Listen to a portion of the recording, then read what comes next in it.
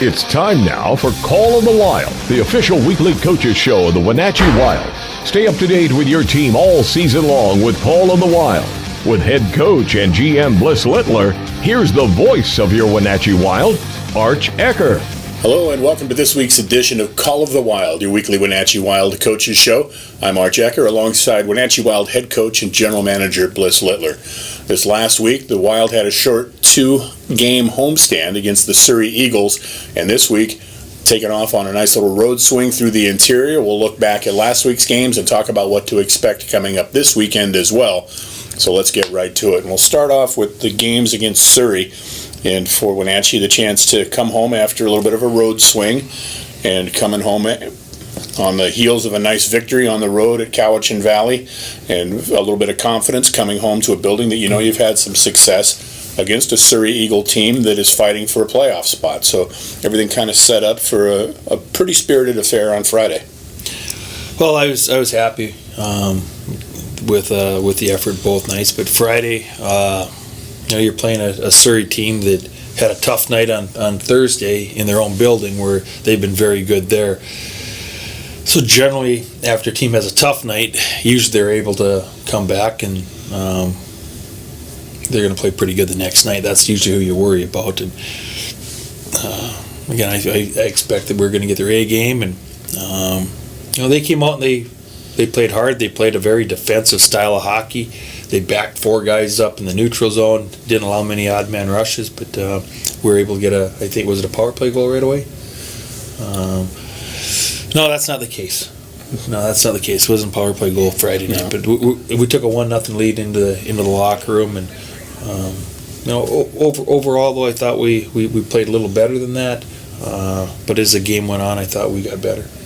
You know, it's not the first time that we've seen opponents attempt to try to slow the game down, especially for them being on the road and coming into here with a team that has the reputation of playing a track meet style of hockey. But I thought it was pretty evident throughout the weekend that you would see Surrey taking ill-advised icing calls, anything it took to slow the game down. And we want to decide. We pick the style that we're going to play. We can't dictate how they're going to play, and that was definitely their plan, was to slow the game down, whether it's icing the puck, backing 4 guys up in the neutral zone, limiting their forecheck. Kind of wanted to play a counter game. When we'd make a mistake, they'd counter. We'd turn the puck over in the neutral zone, they'd come at us hard. But for the most part, they played a very defensive style of hockey, and I think it is good for us to play a team that did some of that we may see some in the playoffs. One of the things that the team did very well on Friday night was, again, limit the quality scoring opportunities for Surrey. And with that, they were able to put together another shutout back-to-back. Anthony Amnitsky may not have been challenged a lot, but when he was challenged, he came up with some big stops. Yeah, for sure. We didn't give up a whole bunch, but the chance we did give up, there were definitely some opportunities that he had to make a big save to keep us, I guess, with the lead that we had, and not allowing them to get back in the hockey game.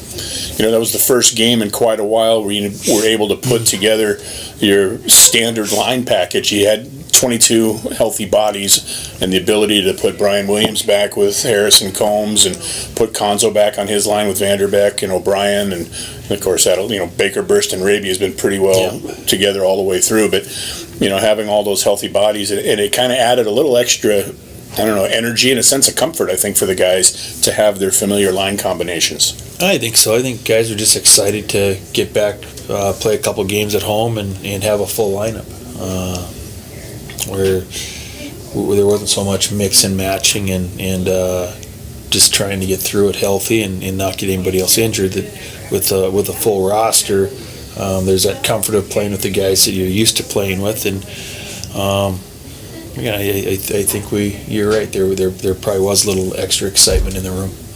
And again, the depth of your roster was kind of on display Friday night in particular, as you got all production from all the way across the lines, and the defense were chipping in as well.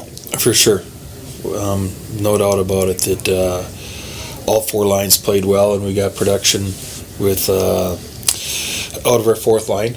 That they definitely are not playing like a fourth line, that's for sure. That all three of those guys are doing a nice job. They're contributing well. Weatherby's, again, I think he scored both nights on the weekend. He did. Weatherby played well. Souter's throwing his body around, making plays. And then Morton played on Saturday, and I thought he had a good night. But up and down the lineup, but the forwards are playing well, and we had a lot of contribution on the back end with their defensemen. You know, specifically talking about Souter and Morton, there are a couple of players, and maybe they don't have the biggest physical structure, but they play like they're bigger. You know, they have that little bit of a bulldog mentality in the offensive zone. Is that something that you've felt you've helped them grow, or is that an attribute they brought with them that you identified that made them suitable for the Wild family? Well, we feel that Souter definitely had that. That was part of his game that made him attractive. In Morton, I mean, he's going to be a kid that's like Harris down the road, and he's more of a playmaker. But I think he's seen that the role he's in right now, that he's going to have to throw his body around a little bit to get the respect of the other team, so that they don't try just physically intimidate him. So, with his quickness, when he throws his body around, he's real effective. So again, I think he's developed that, and I think Souter's is something he brought to the table. But definitely, you notice it more and more each week. So you come out of Friday with a 6-0 win, and while on one hand most coaches would probably be pretty happy with that, you can still look at that game and say, okay, here's some areas that need focus, that we need to be better in tomorrow night. Yeah, the start wasn't great. That we came out with. I would like to see a little more energy, but for one reason or another, it wasn't bad. But it's one thing that we would like to do a little bit better job of. So the Saturday night game, it was like an avalanche that started. You had a couple of goals in the first, you had 3 in the second, pile it on in the third, and some nights, for guys, the openings in the net seem like they're 5 feet wide, and must have been that way for Colin Burston, because everything he touched was fine in the back of the net. Well, again, Colin, power forward that's definitely knows how to score. And is one of those nights that that line worked real hard, and kind of everything he touched, it found the back of the net. That line played very well, and he put himself in good situations. And you get the puck to the net, good things can happen. He ended up with 4 goals, just the 4th Wild player ever to do it. 2nd this year, because Vanderbeck did it at Surrey back in earlier January. But by rights, he probably should have had 5. There was a goal that was disallowed. In retrospect, what happened on that play? Well, they just said that he was on top of the goalie, that he was pushed, though. In a game that ended up 9-1, we're not going to complain, but definitely that one probably, if you would have had the review system, I'm guessing it would have been a good goal. So huge night for Burston, but he wasn't the only one. On the same night, it's never happened in Wild history before. A.J. Vanderbeck chips in with a hat trick of his own. He never had 2 hat tricks in the same game, and now with the Wild in their 9th season, so it's a pretty special accomplishment. That doesn't happen very often. Obviously, it's happened one time in 9 years, so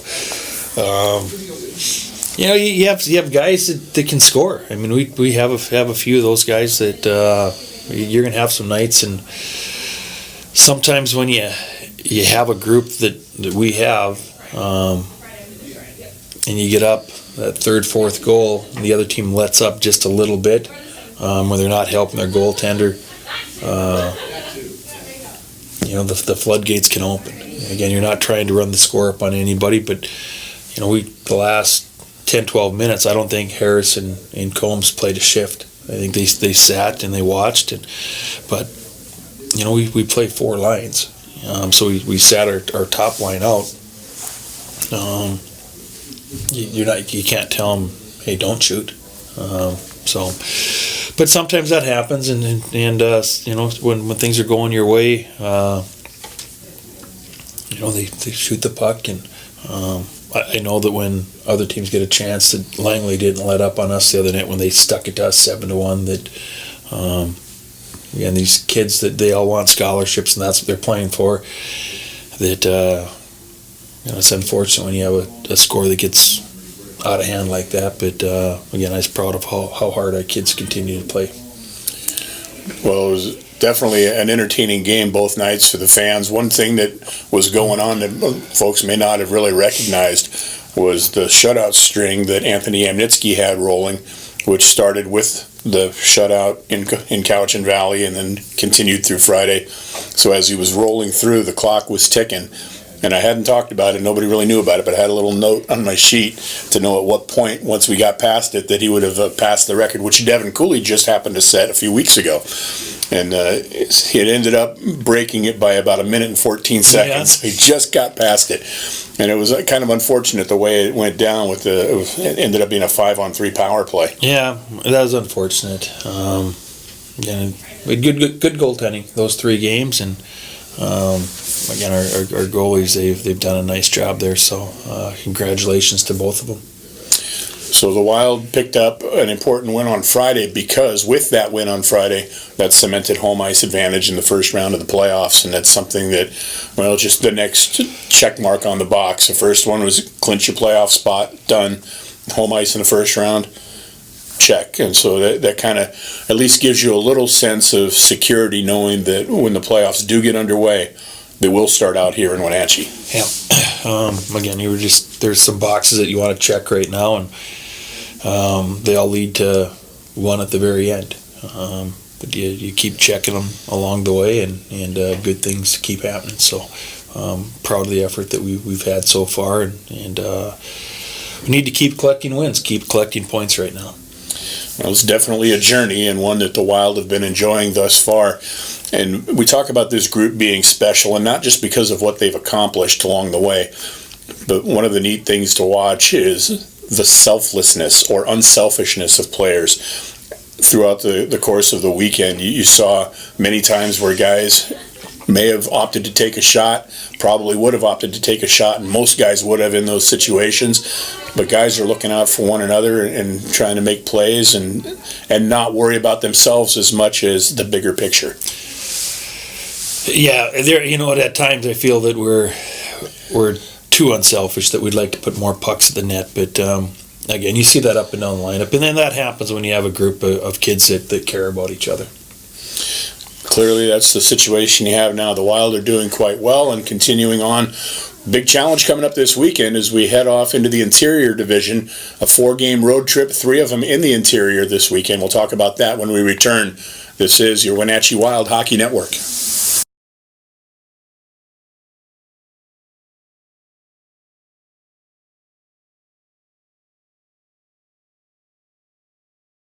And welcome back once again to this week's edition of Call of the Wild, your weekly Wenatchee Wild coaches show. Arch Ecker alongside Bliss Littler talking about the upcoming road swing for the Wenatchee Wild. It starts off on Friday night with a trip to Vernon to face the Vernon Vipers. It's a team we haven't seen in a while. We played them in the showcase way back in September and then had them visit here earlier. We've had some success against them, but that's a team that's been very dangerous because they've had a lot of success this year in a difficult Interior Division. For sure. We look at Vernon as one of the best teams in the league, and I think this is awesome. It's a great challenge for us as we're heading into the playoffs here, going into an extremely tough building. We know they'll play physical. That's their MO, and we know what comes the next night in Penticton, and then we finish it up in Trail. So I think it's a great challenge. Again, we have a ton of respect for how Vernon gets after it. Their work ethic's great, and we know that it's going to take our A game to keep collecting points up there. It's always a challenge. You got to put A games together back to back to back. You got the top 3 teams in the Interior Division lined up all in a row, 3 games in the span of 48 hours. And each of those teams is looking at the Wenatchee Wild with a little red circle on their calendar because they get an opportunity to measure themselves against a team that has really been at the pinnacle of the BCHL standings, with the exception of 2 or 3 days all year long. So for them, it's a great challenge as well. Well, I think so. I mean, but when you're talking Vernon and Penticton, you're talking those are the two heavyweights in the BCHL. They've been that way. For 20-some years. That when you look at the Royal Bank Cups, the teams win the Fred Page Cup. That those are the two programs that I think when most people, if you'd say give me the top two programs in the BCHL over the last 20 years, I think most would come up with Vernon and Penticton.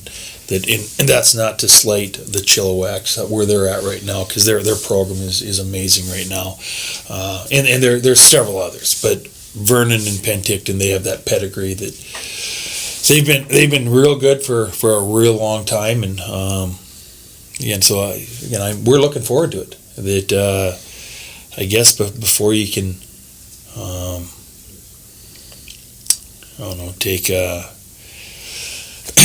put yourself in that category, you got to beat them. And so this is a great weekend for us. That it's a great weekend to get ready for the playoffs. So we know we're going to have 3 very intense hockey games, 3 games that are probably all going to be a little physical. The one in Surrey could be a track meet. We're going to have our A game. So, I couldn't, as a coach, ask for a better situation right now for our kids. It is definitely a great opportunity, but one habit that you've helped to instill in your team throughout the course of the year is to just look one game at a time and to take each game as its own thing. Don't get too caught in looking ahead, because it would be pretty easy on one hand for guys to kind of start looking ahead at that Saturday game. But your team has habitually, over the course of the season, been conditioned to just focus on a period at a time, a game at a time, and not get too far away. And that should pay off well moving forward, not just this weekend, but into the playoffs. For sure. We talk a lot about that guys, let the coaches worry about having a game plan ready for the next day. Let's show up and take care of business. Whoever's next, that's who it is, and take care of them. But let's not worry 2, 3, 4, 5, 2 weeks down the road. Let's take care of business today, and whoever we play tomorrow, the coaching staff will have a game plan. We'll be ready to go. It's an important weekend as you prepare this week for the 3 games in the interior. And I mentioned earlier a 4-game trip because we'll stop in Coquitlam the following Wednesday before we come back home again. But for this week of practice and preparation for the 3 nights in the interior, what's your main focus? What is it that you're going to work on the hardest this week? Battle and compete. That's battle and compete. Be a lot of small games, battle and compete. And how do the guys respond to those kind of drills? Is that something that they enjoy? What do the guys seem to enjoy most in their practice routines? Oh, I think they like to compete. I think they like the small games. Obviously, there'll be some things that we have to work on that we'll touch on in practice. But for the most part, we know the formula for us to be successful. We know that each one of those teams we play this weekend will throw something a little bit different at us.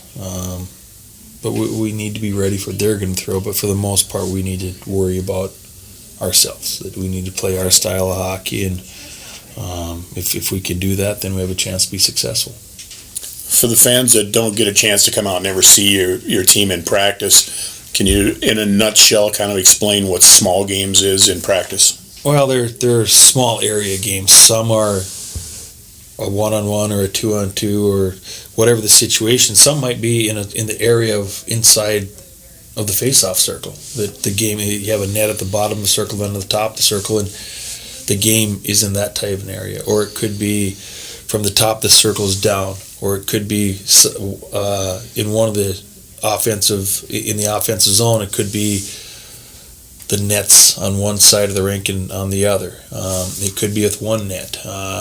It could be in between the blue line. So you shrink the ice surface, and you do that to try and make things happen a little bit faster, be more body contact, and have to make plays in tighter situations. Clearly, it's been paying off so far, right? Yeah. All right, well, that's going to wrap it up for this week's edition of Call of the Wild. Remember, Friday in Vernon, Saturday in Penticton at 6 o'clock, and then Sunday, 3 p.m. at Trail as this week plays out. Thanks for tuning in, and we'll catch you next time. I'm Arch Ecker. This is Bliss Littler with Call of the Wild. Have a great weekend. You've been listening to Call of the Wild, the official weekly coaches show of the Wenatchee Wild, a presentation of the Wenatchee Wild Hockey Network.